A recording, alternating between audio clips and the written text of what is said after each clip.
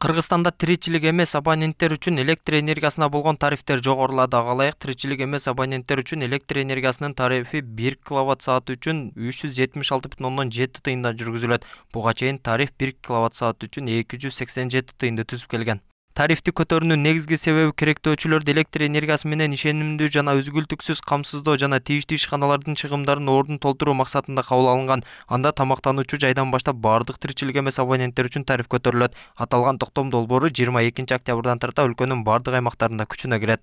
Тарифтер боюнча ушул жылдын 20 октябрдан баштап тарифтер да өзгөрүп атат. Бул өзүңүздөр билесиздер, ушул жылдын башында 1 апрелде өзгөргөн. Бул убакта бир гана ошол прочие деп коет. Элдерге кызмат көрсөтүү ишканалар, булар өндүрүштөрдөн башка, айыл чарбасынан башка, бул биздин коммерческий объектилер 3 сом 77 тыйын болуп, бюджеттин тарифине туура келип атат. Ал эми буга чейин 3 сом 18 тыйын болгон. Ушул жылдын 20 октябрында кымбаттайт.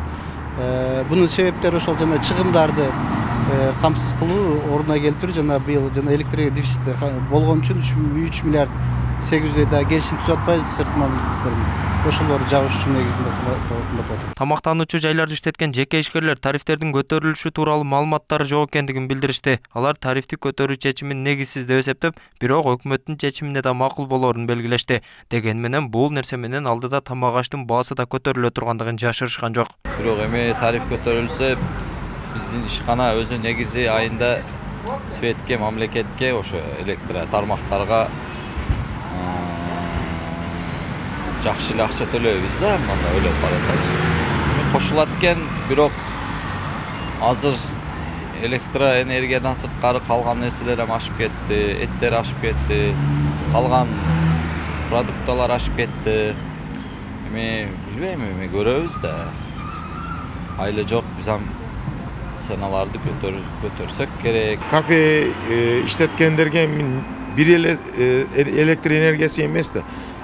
Табий газ бар, жаратылыш газы, бунун расходу бар, водоканал, канализация деген бар. Булар эми коммерческий баада төлөнөт бизде.